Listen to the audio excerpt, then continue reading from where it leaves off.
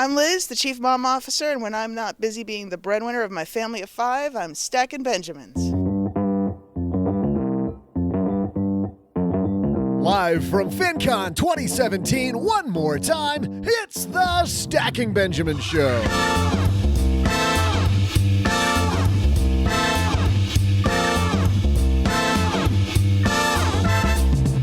Hey there, neighbor. I'm Joe's mom's other neighbor. They call me Doug. And on today's show, we're headed back to the floor of FinCon 2017 in Dallas, Texas, where we're meeting the people who attend this conference. Today, we'll have money discussions with our new friends from KeepThrifty.com, Chris Durheim. From Fetching Financial Freedom, Felicity. High school senior Geeta. And also from DedraShores.com, it's Len Penzo. I'm just kidding. It's financial analyst Dedra Shores. But that's not all. In the middle of today's show, we'll introduce you to a new savings account that everyone's talking about. From Beam, we welcome Yinan Du. And now, freshly back from Dallas, but still nothing like a cowboy, Joe Saul-Sehy. What do you mean I'm nothing like a cowboy? I feel comfortable in a pair of jeans and a t-shirt. Isn't that kind of the way cowboys dress? Hey everybody, I am Joe Saul-Sehy, and welcome back. We're going to cap off your week with a fantastic show. You know, usually today we have our roundtable group with us, but I'm so excited. This idea I got just before FinCon. I said in past years I've taken you around to some of the expo halls, and I've shown you some of the fascinating fintech that is all over FinCon, but we do that now on the show all the time. So rather than do that, I thought, what if we grab some people? And the only rule was this: I couldn't have ever met you before. So I set up, big thanks to Brittany Burgett at Haven Life for letting me set up right next to their booth. So we set a table there, one of those high tops. I set my road equipment there and just grab people that I'd never met before. And what a good time you're going to hear with these people. And stories, you want diverse financial stories, we've got it for you today. Also, by the way, if you want diverse people working with you, how about that transition? We have to thank LinkedIn for supporting Stacking Benjamins, because the best place to find great talent for your hiring needs is LinkedIn. Businesses rate LinkedIn 40% higher than job boards at delivering quality candidates to you. For a $50 credit toward your first job post, visit linkedin.com/SB. Terms and conditions apply. Thanks, LinkedIn. Also, thanks to MagnifyMoney.com for supporting Stacking Benjamins. You know, when you're trying to stack Benjamins, how about an extra $450 in your pocket? Because that's the average amount of money people walk away with in savings when they head to MagnifyMoney.com. So whether it's your checking account, savings account, comparison shopping, credit cards, whether it be zero interest, reward cards, if you've got to take out an auto loan, consolidation loan, whatever it might be, student loans, stackingbenjamins.com/magnify money. Man, a great show today. Yinan Du, a fantastic guy who runs this cool savings account called Beam that everybody, I've said before, everybody's talking about it. Beam, everybody is talking about. We've got him here. Come to the basement. But let's start off. I'm going to take you down to the floor at FinCon 2017, right outside the Haven Life booth. And let's see who my victims are that are going to tell us their money story.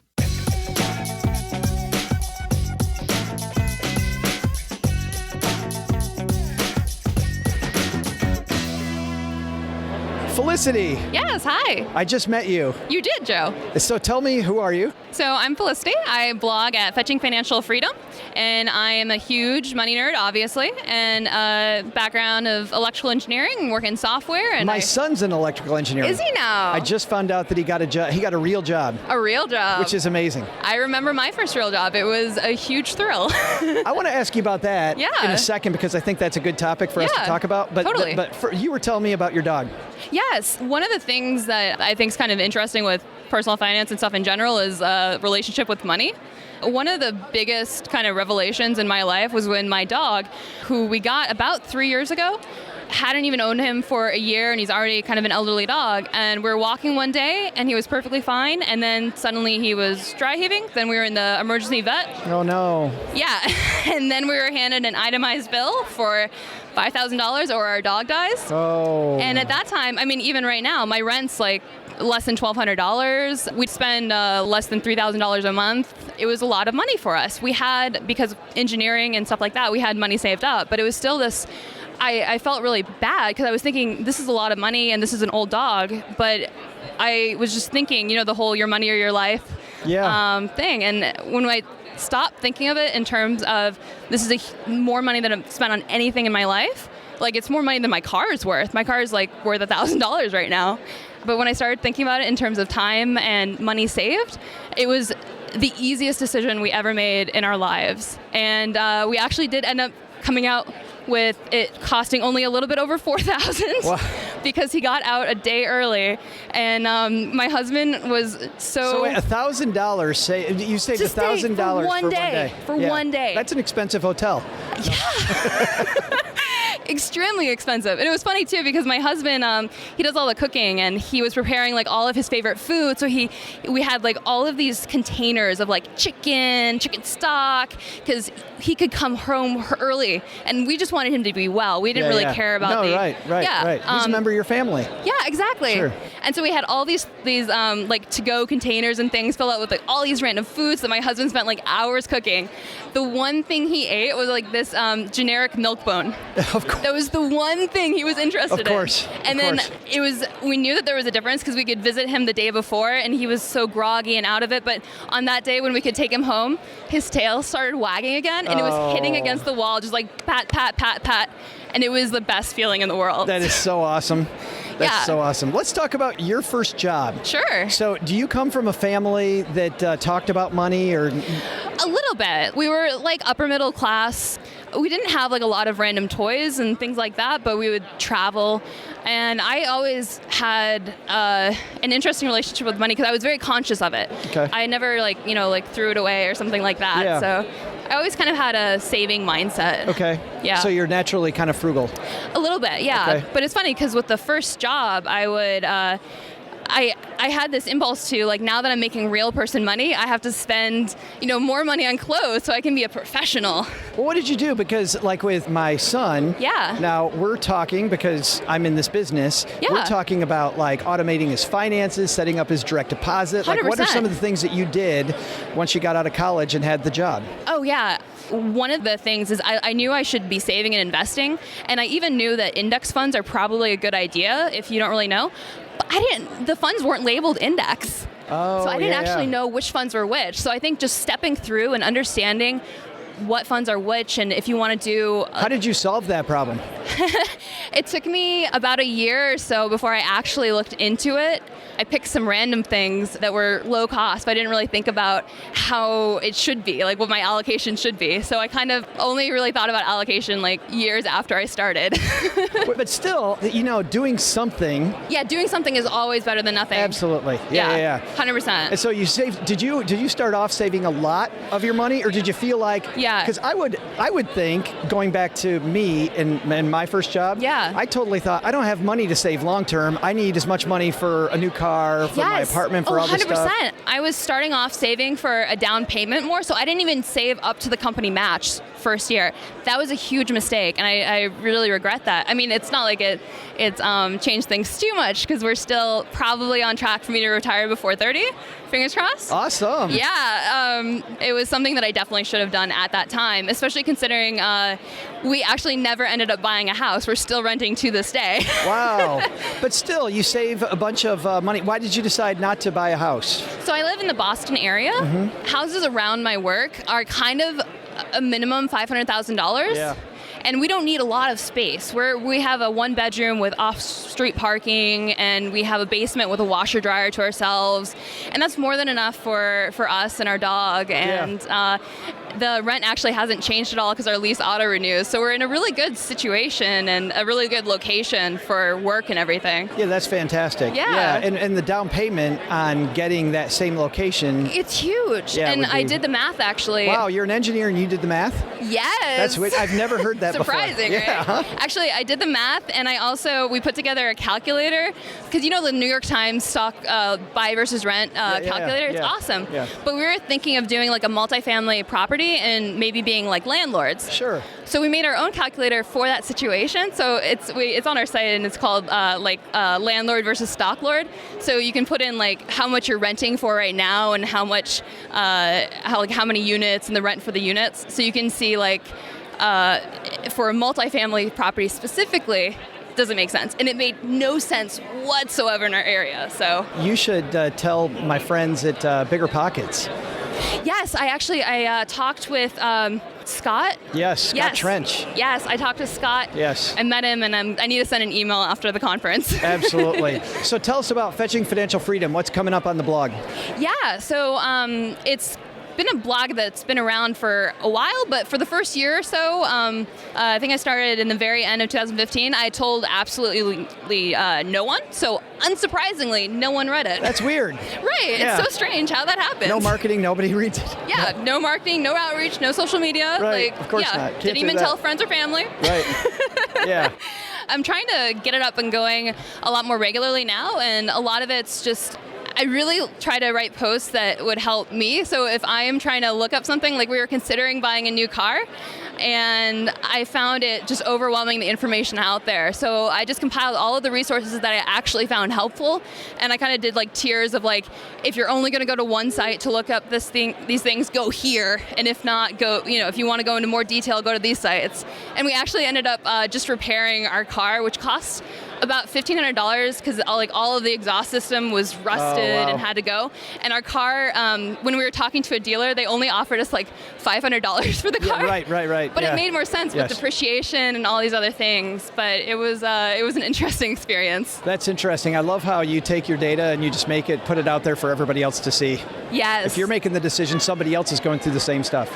Exactly. Yeah. So in some ways, I try to write for my future self because I know eventually I'll have to, go back and maybe consider real estate again, or eventually I'll have to buy a car. Felicity, thanks for hanging out with us. Yeah, of course. Thanks so much for having me.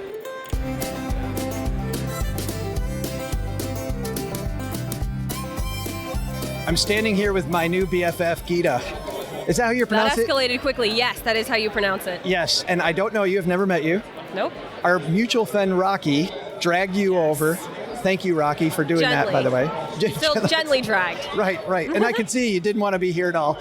So what do you do? Why are you at FinCon? I'm actually still in high school. I'm a senior this year. Awesome. 17 years old. Cool. So this is my second FinCon. I come here because I love to meet people and learn more about the personal finance and business space. And so last year, I didn't really know kind of what I wanted to do with my life or any of those ideas.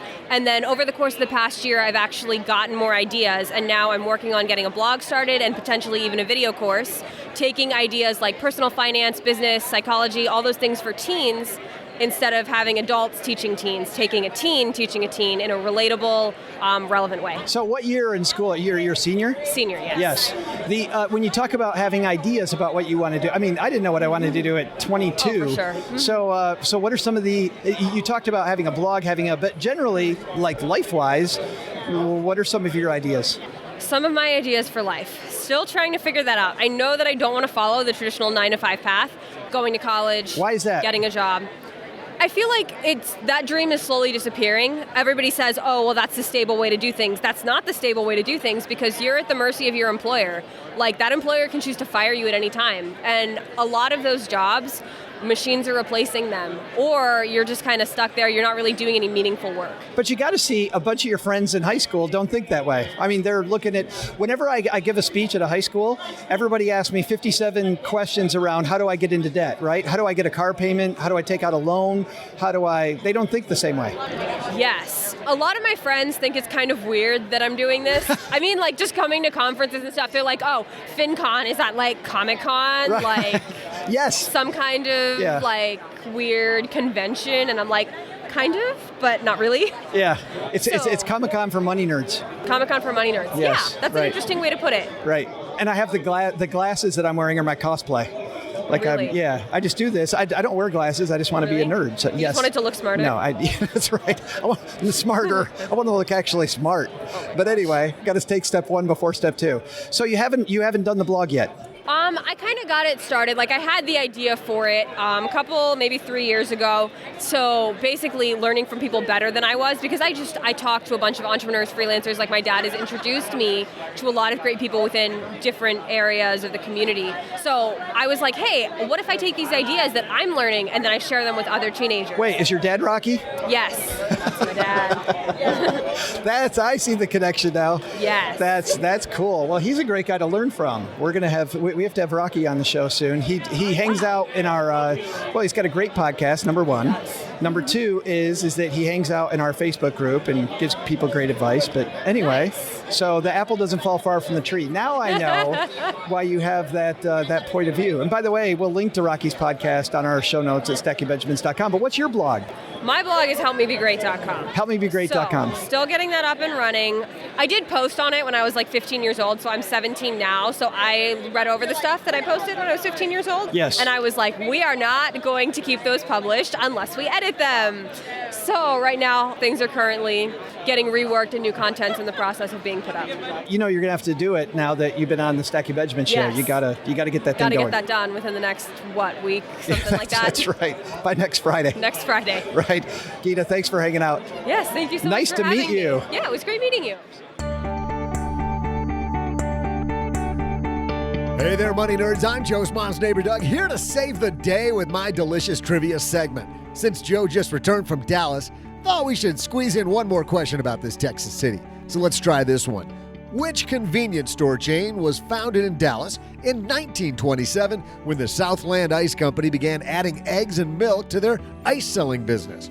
I'll be back with the answer and maybe a Slim Jim and a giant-sized drink in just a moment.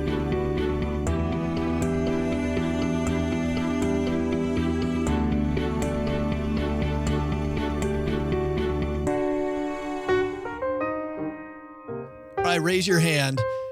Do you drive an extra 5 minutes in traffic to save just a few pennies at the gas pump? Well, when's the last time you spent 5 minutes trying to save on the big things like auto loans? Lucky for you, we brought in Nick Clemens from Magnify Money with a few tips on saving money if you find yourself financing a car. If you're buying a new car, there's really no better deal than the 0% financing that would be offered by the manufacturer. The issue really starts to happen if you don't qualify for the manufacturer's financing or you're buying a used car. And in those cases, I think it's a very good idea to always shop online and get a low rate before you walk onto the lot. Chances are high that the dealer will beat it, but if you don't walk onto the lot with a low rate to begin with, you won't get the best deal. Thanks, Nick. More than just auto loans, Magnify Money's the perfect spot for reviewing just how well or not your checking and savings accounts are performing. You might just decide to switch banks, and guess what? Why stick with just one bank at all when you can use magnifymoney.com to always find best-in-class stuff? stackingbenjamins.com/magnify money. Average person saves $450 in interest when they go there. stackingbenjamins.com/magnify money. Big thanks to LinkedIn for supporting our podcast. Have you ever tried to hire somebody? Because it is hard. Because, often your best candidates, they might already have a job. So what if you went to a place where people go daily to grow professionally and explore job opportunities? In fact, we already know that 70% of the U.S. workforce is in this place. It's called LinkedIn. You already know LinkedIn is the world's largest professional network. Well, it's also a better way to find great talent. Just ask any of the hundreds of thousands of businesses who've posted to LinkedIn jobs over the past year. 22 million professionals view and apply to jobs on LinkedIn every week. And because LinkedIn considers skills, experiences, location, and more to match and promote your job, to potential candidates, businesses rate LinkedIn jobs as 40% higher than job boards at delivering quality candidates. Our podcast is only as good as its people, and it's the same for your business. Every hire matters, so don't settle for just posting and praying the right person's going to stumble on your role and apply. Head to linkedin.com/SB and get a $50 credit toward your first job post. That's linkedin.com/SB for your $50 credit today. Terms and conditions apply.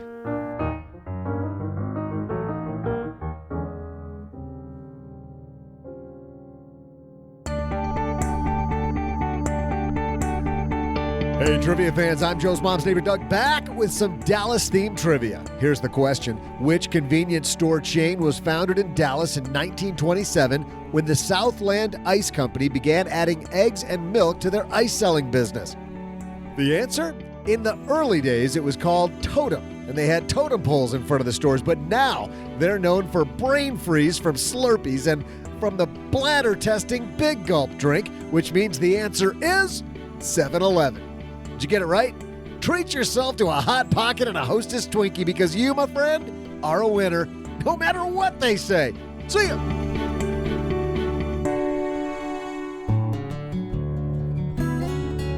Well, something you hear about on our Magnify Money Spots each week is just how anemic interest rates are. And when we're bragging about 1.4%, life hasn't been easy for risk-averse savers. So then I heard about Beam, and I knew we had to tell you about Beam. As always, we don't endorse any of the companies we talk about here on Stacking Benjamins. I just think it's fun to bring new ideas to your ears. So here with one, coming down the basement, Yinan from Beam.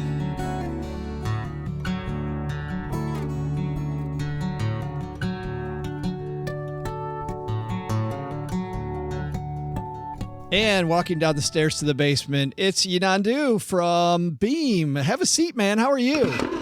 Doing great. How are you? Well, good. You guys have been really busy on your way to launch Beam, and I'm really excited. I can't wait to tell our fans about it. But before we get to Beam and exactly what you guys do, were you just frustrated with savings accounts interest rates for yourself, like you couldn't find anywhere to save, or did you see an opportunity in the marketplace? How did you decide that this was something you needed to create? I certainly didn't have enough savings to have that problem, but my mom certainly did. Right. So I guess there's really two impetus that brought about Beam. One is internal, one is external. External one would be, my mother is a first-generation immigrant, and she has been really nagging me about how the bank account she has in Asia is paying so much higher interest than the 0.01% APY she's getting at her local bank. And so when I returned from Asia to the U.S. after a tour there in my prior jobs, it becomes obvious that this is a problem that's worth my attention to. An internal reason would be that my prior experience has sat at the intersection of technology and banking. So I studied at MIT in computer science and economics. I got my degrees there as an undergraduate on full scholarship. And then at age 20, I was exposed to my first bank project while working as an intern at JP Morgan, New York. So, back then we're looking at 2003. Really, and we're looking at a few M&A consolidation opportunities out of the West Coast. So I was exposed to the banking industry and learned there how to read a bank balance sheet and income statement, which are very different from any other companies. And I later on worked at KKR. It's a private equity firm, and some of my investment assignments were bank related. So ultimately, that background gave me a sort of a lens of looking at the space. And when I was coming off of my prior company, I was an entrepreneur in a prior company before that grew to 2,000 employees. As an entrepreneur at heart, I was looking for the next problem to solve, and primarily looking for the intersection of three things. One is finding a big problem in a big industry. Two is really an opportunity that can apply my skill set and background in banking technology fully. And then three is, industry nerdy enough to make my heart sing, so to speak. So I think Beam came out of that soul searching process and become what it is today. We're still at early stage of our product development process, but certainly very much excited as you are in terms of trying to tackle this problem and try to serve customers better. Well, Yinan, you're about to make a lot of money nerds' heart sing too, because obviously when you go to meetbeam.com, the first thing it says is 2 to 4% APY guaranteed. And clearly, as you mentioned, this is an area that that was prime for disruption. But I guess if you're looking at 2 to 4% APY guaranteed, banks are paying, as you mentioned, very, very little. How can you pay so high an interest rate for people when banks pay so low? Right. This is actually one of the first questions we get for a lot of the customers we interview and talk to. The fact that banks are making 4.5% and to 5% on average on every dollar deposit is very little known, which is somewhat of a trade secret within the banking community, but really not known outside to the depositors or consumers alike. So after knowing that fact, most of the people what we interview are quite surprised, and very few people know that banks are making so much on their deposit, but they are. So I think that, really the primary source of that, how much banks can pay customers, is from that 4.5% to 5% interest they're making on the loans. We think that basically there's a lot of room for banks to be paying higher than what they're paying right now. And their interest rate banks pay depositors are primarily set by them, not by the regulators, like most people would think. So it's really a very private commercial activity. So really what lies between that gap, if you would call it, is two things, right? One is the profit banks want to retain for themselves. So banks are not the least greedy of all companies. Two is, I would say that the costs involved in an operation and acquiring customers, servicing customers. We try to focus on those three things and try to do things a little better. Well, that's what I was going to mention, was that I think a clear differentiator of Beam and a bank is that while a bank's trying to do 47 different things, you're also doing one, and you're doing it in a very, very automated, direct-to-consumer way. Would you call that accurate? That's very accurate, and it's a good point that you mentioned that. I think one of the key differentiator of what Beam is offering is that Beam is not a full-service bank account. We try to emphasize that Beam is essentially a limited service supplementary bank account to your primary bank account, the banks like Chase or Wells Fargo. And it's not meant to displace your primary checking account. In other words, we believe Wells Fargo and Chase are doing their job quite well. There are certain things that are better done with them. But for us, we just focus on one thing, which is we want to offer the best possible bank account or savings account that can provide you the most value. And that is one thing that we focus on. Frankly, that focus, we're relentless focus on just doing one thing well and safely, is one of the important reasons why we can provide those better rates versus some of the more full service banks.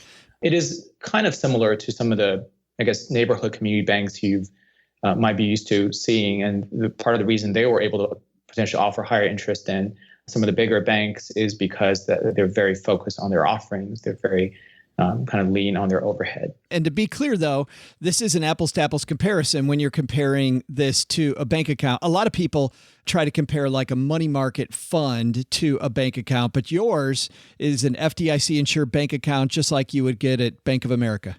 That's correct. So we work with a variety of partners, including banking institutions themselves, who partner with Beam on a commercial basis to offer the FDIC insured bank account. Beam, just to be clear, is not a bank, so therefore we are not covered by FDIC.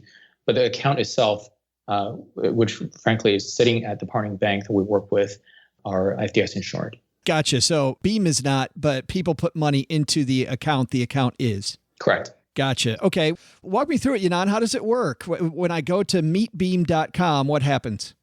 Right. So first, because we are kind of limited in terms of the capacity we can serve customers initially, we ask all customers to go on meetbeam.com, our pre-launch site, to sign up. All you need to do is provide your email, and we'll essentially what that do is that will save you a spot so that we will notify you when the service is fully available to the public. So be the first to get access to Beam if you sign up within the next few months.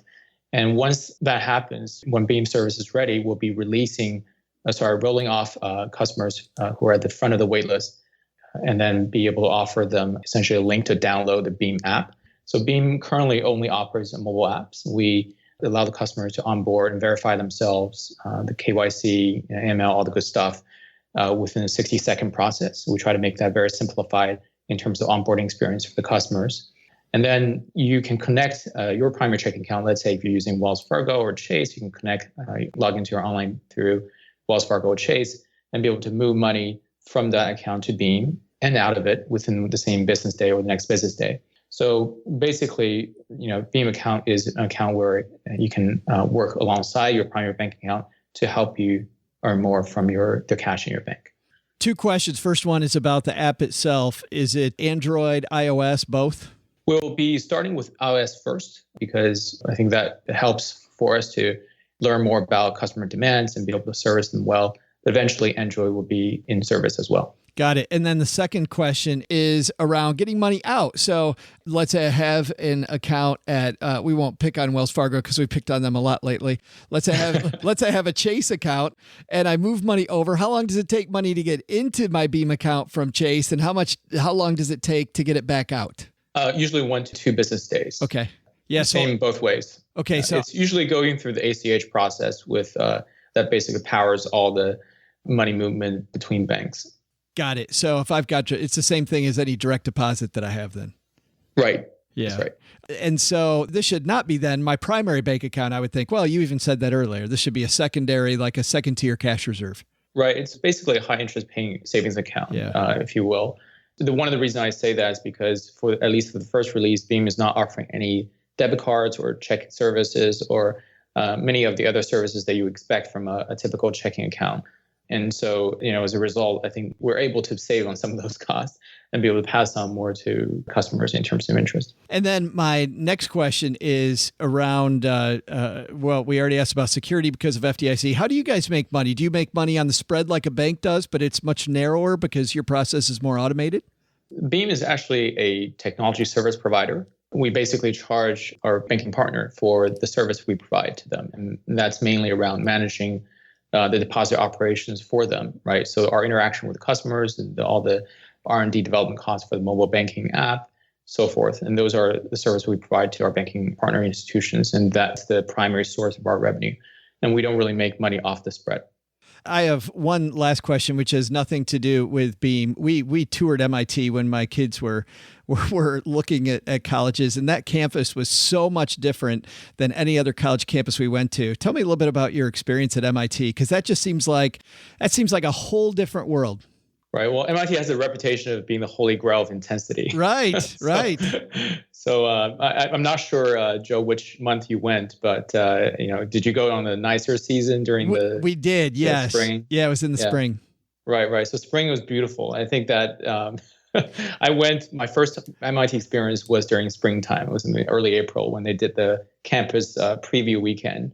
I fell in love with the city, partially ignorant of the fact that it's Boston, and Boston's weather can be quite drastic at a different season. So, but the experience itself was amazing. I think I owe a lot of gratitude to the institution, mainly because, I kind of mentioned earlier, I was effectively on a full scholarship, so I really got my education for free. I think there's a lot of indebtedness on my part to that institute. So, certainly learned a lot and being pushed to the edges a lot in terms of all areas. I was rolling in college as well. I picked up a varsity sports while I was studying there. So there's, I think both mentally and physically, there was a lot of challenges. And as a result, I think I did grow a lot during those years. I'll tell you, I love, for people that don't know, some of the crazy pranks that you guys do at MIT. People should just look those up online, because there's some amazing things that you guys have done, like setting up a roller coaster overnight. I remember putting yeah, I'll just let people look those up. But it's meetbeam.com. And by the way, on our show notes page, if you head to stackingbenjamins.com/beam, you'll also get there. That's BEAM, stackingbenjamins.com/beam. Yinan, thanks for hanging out with us, and good luck with your launch. Thanks, Joe. Big thanks to Yinan for coming down to the basement. All right, let's go back to the floor of FinCon 2017, where I'm hanging out just outside the Haven Life booth on the expo floor, and I grab people and ask them to tell me their money story.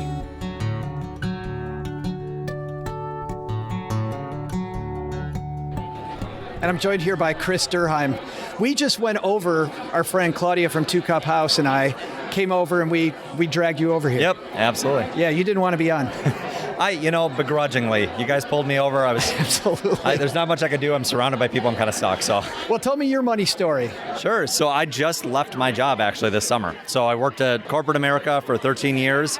My wife and I have always been fairly financially disciplined, and we kind of had a whole confluence of events that led us to say, you know what?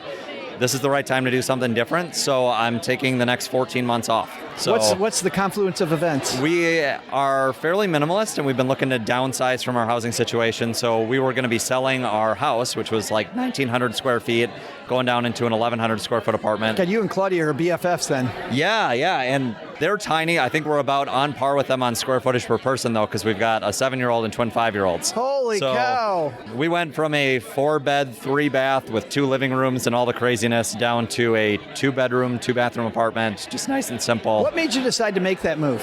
Part of it was just, we had this house and we were filling it with stuff, and it was stuff that we didn't need, stuff we didn't want. And so I always like to say we had 2 living rooms. Who needs 2 living rooms? We had 3 bathrooms. We only ever used 1 or 2 at a time, right? If you have all 3 bathrooms taken up at the same time, your family's probably having some issues, right? Yeah. So we just kind of got to this point where it was like, this is more space than we need, more space than we want. We're paying the property tax. We're paying, all this extra to have this space that we're not really using or enjoying. And you've already sold it? Starting that 7-day span, I was in a house in the suburbs with a full-time job, and by the end of it, I was jobless, living in an apartment. So we had like this huge transition at the end of June. And so basically what happened is when we were going to sell our house, we realized that we had all this equity. And I'd been working towards paying down our mortgage, prepaying, kind of getting 100% out of debt. That was the last piece of debt we had. And when we sold the house, we had all this equity we cashed out. And I'd been working towards financial independence, but my kids are 7, 5, and 5. And I said, look, I can either have financial independence when they're all ready to go off to college, or I can have time with my wife and kids now. And the reality is, they'll let me walk them to school now. When they're freshmen in college, that's just going to be weird. So I figured I'd take the time now, spend time with them. So I'm taking the year off and kind of working on my blog, and I've got an app connected to the blog that I've been developing because I'm a software guy, and just spending time with my wife and kids. And what did your employer say when you said, I'm going bye-bye? It was a really interesting conversation. I talked to my boss and I said, look, I think it's time for me to leave. I think it's time for me to get out of here. I think they kind of understood, and everything else. But the shocker for everybody was when I said what I was going to do. When I told people, I'm like, I'm not going to another job. I'm not going to, go find different work. I'm going to take the next year and not do anything. And I had that spurred a lot of questions, a lot of comments. Well, it's the most common comment I got from people was, well, that sounds really nice if you can make it work. And every time I hear that phrase, it makes me cry just a little bit, because you hear the person talking to you saying to themselves, I can't possibly do this. And from my own journey, from our own situation, I feel that's not true in a lot of people's situations. It's just, what's the priority for you? And it may not be the priority for you to take that time off, but look, we sold our house and we're living off the equity. A lot of people own a good chunk of their house, and if they sold their house, they could make this work. But you got to decide, what's my priorities? Is 100% full home ownership right now the most critical thing to me? Is spending time with my family the most critical? Is travel the most critical? And so the big thing that we've been doing for ourselves and now trying to help others through our blog is figure out, what do you really want to do with your life? What's important to you? And how do you redirect and be very intentional about how you spend your time and money? And it seems like the budget has to be, especially this year, it's got to be pretty strict. Yes. Yeah, absolutely. Over the last several years, we've been, whittling down our budget and trying to figure out what's really important. But we went into this eyes wide open. Lots of time computing, what's every penny we spend. So that's actually the app I've developed. It's a spending tracking app. So we've tracked every penny for the last 2 years. So we knew, what does it take us to do a 12-day road trip? Because we didn't want to give that up. We do a road trip every year with our kids. Once again, focusing on the stuff that's important and letting the other stuff go. Exactly. So out of that, we say, well, we'll do this, but we won't get food out to eat 3 times a week. We won't buy, the stuff from Target to decorate the living room and all this other kind of stuff. We've figured the things that are really important to us are going to outweigh the little purchases along, the way, and kind of gone with that. So I'm imagining, Chris, your house has no furniture. You guys sit Indian style at dinner on a hardwood floor. You say that, you're actually closer than you think. So we're fairly minimalist. Yes, Claudia and I get along like gangbusters, right? Right now we are floor sleepers. So we actually sleep on the floor. One of my wife's fun experiments that we tried in January and I was very skeptical about, and we've actually come to really like it. Really? As weird as that sounds. So we have... You like a very firm mattress. Yes. So we actually have upgraded a little bit. We have a Japanese rollout mat that I got off of FreeCycle. So the price was right and I wanted to try it out. And so we just roll this mat out and we sleep on it. We don't have any dressers. We just store our stuff in the closets, on the shelves, and on the hangers. We have a couch, like 2 chairs in our living room. We do have a kitchen table. That's good. So, Yeah. well, I don't know if that's good. I mean, Yeah. you haven't tried the floor yet. Yep. You could do that next. Right, we may get there. Who knows? Kitchen table might go bye-bye. Right. But you know what's funny? I like about the not using the dresser, because I changed that also, Yep. is that I found that I have less clothing and I hoard less clothing if I can Yes. see it all. Exactly. Because I'm like, okay, I can only wear so many. I'm a runner. I can only wear so many running shirts. Right. And I realized I had like 30 of them. I'm like, so I went to 10. And the thing for me was, it was picking a number. It wasn't, do I like this shirt or not? Because if I like the shirt, I'm keeping everything. Right, yep. Instead, it was, okay, I need 10. Which 20 are getting voted off the island? And that's a great way to do it. Yes. Yeah. No, my wife is big on decluttering, and we went through our own journey of getting clothes down to a smaller size. And right now, I mean, I found myself, when I would go to the closet, I was always picking the same 5 shirts. Right. I had a bunch in there. I liked them. I just never wore them. It was like, well, I like this one. I'm just going to grab it. And so at this point, I think I own like 6 or 7 T-shirts. I think I've almost doubled my stash here being at FinCon, because they're everywhere, right? So you are frugal. Like, oh, free shirt? Yeah, right. Oh, I'll take that. Right. Deal. Yep. So tell us what's going on in the blog right now. The name of the blog is? Yeah, the name of the blog is KeepThrifty. KeepThrifty.com. Yep. So we actually just recently have started making some big changes. So I do about 1 post a week. We talk about a little bit of everything. So mini retirement, money, minimalism, even some things that don't start with the letter M make their way in. Occasionally, just rarely. Yeah, that's getting nuts in the money world. Right. We don't want to do that too often. Right. So I recently started recording my posts in audio form, just because I know some people actually don't like reading stuff all day long. Some people listen to audio? Some people, apparently. I bet Rumor has it. Have you heard of this? It's a thing now, I guess. One of our 2 listeners might like. Might actually have heard about that. Right. And then we just last week started doing YouTube videos too. So we're kind of all over the place. We're trying a bunch of stuff out and just having fun with it. And yeah, I mean, our big goal is to help people just kind of see what's important to them, see what their dreams are, because a lot of times we get into just that spending pattern of, I did all sorts of stuff this month, my paycheck's gone, and I'm not destitute, but I'm also not feeling like I'm getting anywhere. Yeah. So. Chris, thanks for coming by and thank you letting so us much. get to know you. And by the way, we'll have links to all of Chris's stuff at our show notes at StackyBenjamins.com. Thank you so much. Thanks, It's man. been a pleasure. All right, our next victim on the Meeting People at FinCon episode, Dedra Shores joins us. I don't know you. Okay, I'm Right? Dedra Shores. No, you No, don't know me. I literally dragged you over here. Yes. Made you come on the podcast. Right. So you told me that you're a financial analyst. Yes. What does that mean? To be honest, a financial analyst is one that just digs deep into your numbers. That's basically what I do. Is that for companies or for individuals? For individuals who run small businesses, that's specifically what I focus on. Gotcha. But a financial analyst, yes, they do find places in companies. But the great thing about that is that a lot of small businesses or even small business owners think that financials may not apply to them because I'm just small. You know what I mean? I find that very telling. I help you dig deep into your numbers, help you tell stories with your numbers, and lots of times you will find yourself much more successful when you figure out your money story. What's the story that you hear most often? The story that I hear most often, a lot of my clients come to me and they're saying, Dedra, I am selling my product, selling my thing hand over fist, and I do not see the money. I don't understand it. Where is my money? I would say that most of my client stories boil down to just that. So they don't know what their real margin is. They do not. No idea. Where's that money going? Just into random overhead usually?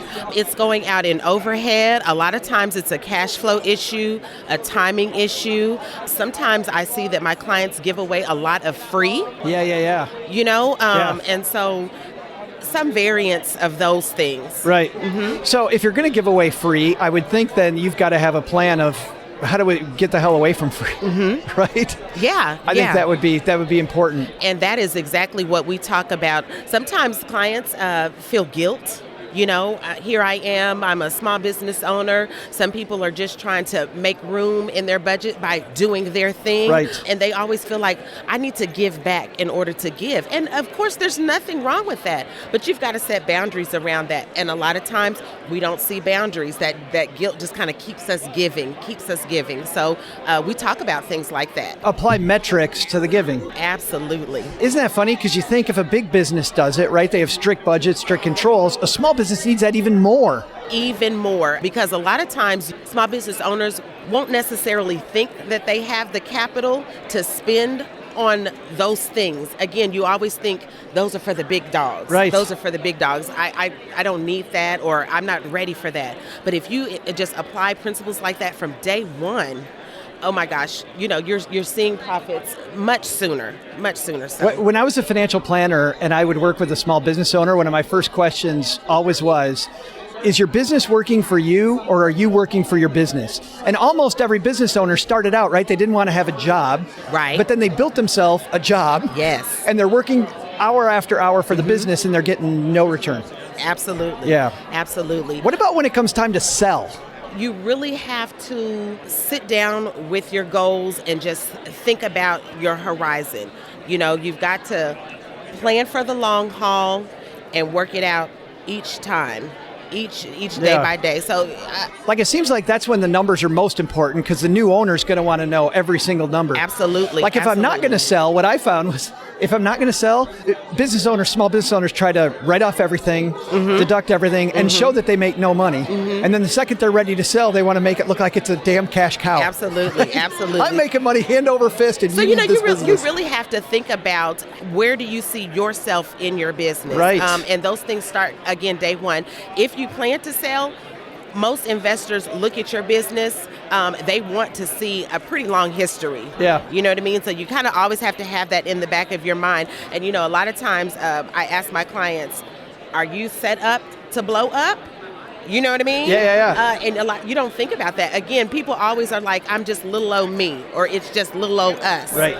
Keep that in the back of your mind. Keep your options open. So. How often do you see business owners commingle their personal expenses with their business expenses? Oh my God, I wish you could see me. I've got my hands around my throat. She's trying to strangle somebody. Yeah. I've yet to work with someone who has not, in some way, shape, or form, commingled. And it's so bad. It's bad. Again, I tell my clients, are you set up to blow up? A lot of times your financial history with your business does not start until you have a singular bank account that is applied to your business. So you have to hit the reset button, when you decide, oh gosh, I see it all the time. And it's not just little old you. There are tools, apps, accounts, everything free and low cost that can help you separate. You don't have to wait until you're making the dollars. And a lot of times we don't know what that amount is, but you don't have to wait until you're making those dollars to start treating your business like a business. Dedra Shores, how do people find you? You can find me at www.dedrashores.com. I'm Dedra Shores everywhere, Twitter, Instagram, and Facebook. And if you're out walking the dog, we'll have a link on our show notes at stackybenjamins.com. Dedra, nice to meet you. Nice to meet you too. Thank you so much. Thank you. Awesome.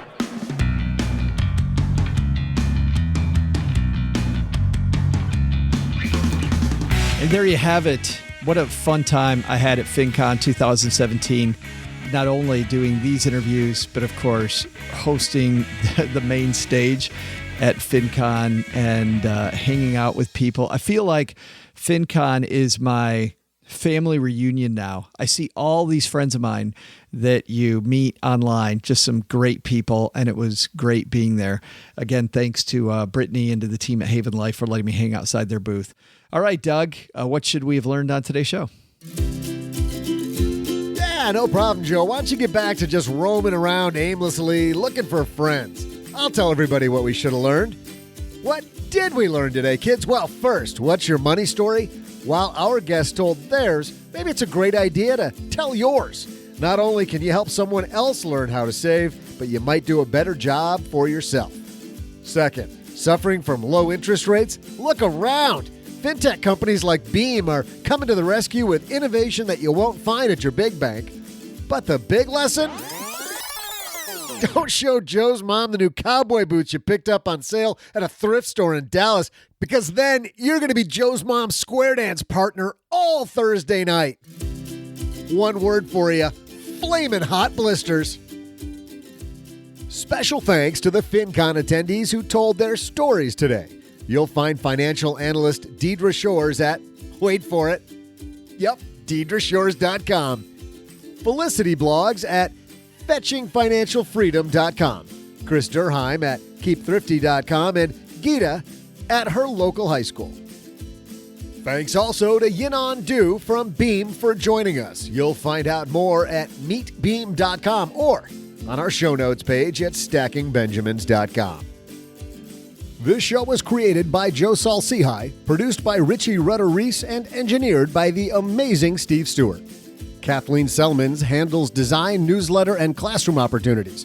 If you'd like to learn more, head to stackingbenjamins.com/classes. Online, visit us on Twitter at @SBenjaminsCast or on our Facebook page. Shannon Cowan is our community manager and social media guru. I'm Joe's mom's neighbor, Doug, and I'm going to go buy you drinks until you find me attractive. SB Podcasts may receive payment on the show from sponsors and guests in the form of books, giveaway items, discounts, or other remuneration. There's no way you would take advice from these dorks, but like Joe's mom always says, don't take advice from people you don't know. This show is for entertainment purposes only, and before making any financial moves, consult with a real financial advisor. Special thanks also to Joe's mom for springing for square dance lessons. Yeehaw!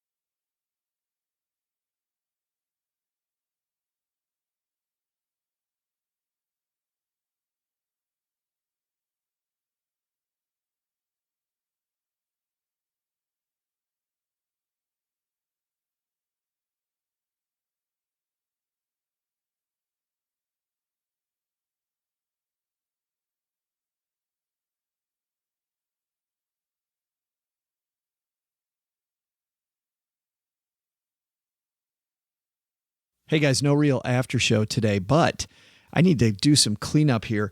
We still haven't cleaned up from this summer. We, if you remember, had movies that described Doug's life, and then we went through this change in format, so I don't have a place to put it. We're going to get back to that, but I do want to clean up our prize pack winner from our last contest. And each week, I gave you a first line to the show that had a little awkwardness in it. And I went through ship. We talked about your ship coming in. We talked about the dog days. I think the dog days of summer. We talked about shoes. And of course, all of those things as you strung them out over the 8-week period were Monopoly game pieces. So the answer to the game was Monopoly pieces. 3 weeks into it, Dan got it right. We had two different Dans actually get it right, but Dan 2 knows that he wasn't the right Dan. That's the Dan that answers a lot of them. Dan number 2 answers a ton of them, and he was 2 weeks later. But Dan was first, and then second was Stephanie. And you know what? Stephanie, we're going to send you a t-shirt. So when you hear this, feel free to shoot me an email, joe@stackingbenjamins.com, and we'll get you one of our cool t-shirts for being second. First, though, is our friend Dan. So Dan, when you hear this, we got a prize pack that we'll put together specifically for you. So Dan, send me an email. All right, that's going to do it for this week. Coming up next week on the Stacking Benjamin Show, Deacon Hayes took home the Plutus Award for Best Personal Finance Blog, and he has a new book called You Can Retire Early. He's coming down to the basement. You've heard Deacon here quite a few times. So happy that he's going to be our featured guest on Monday, because you probably haven't heard Deacon's whole story. And he's got a great story about pulling himself up by the bootstraps, and also going to talk to us about retiring early. Then on Wednesday, Lisa Phillips handles real estate, but she does something different than a lot of people do. She looks specifically at very, very, very inexpensive real estate, gets her hands dirty. So I'm really excited to have a real estate success story with our friend Lisa Phillips. And then on Friday, we've got the band back together. We'll have our normal roundtable team helping take us through the Friday episode. And a cool thing that I've been experimenting with, here's some tech, trying to declutter your house. Well, this company called Declutter out of London, and also they have offices in Atlanta. They are going to teach us about how to declutter your house. I did it myself. Sent a box of CDs and got $60 in probably an hour. And then I've now filled out a second box, nearly got it finished, but pretty cool stuff with this company Declutter. All right, that's next week. Fantastic week. But for now, go stack some Benjamins. Bye-bye.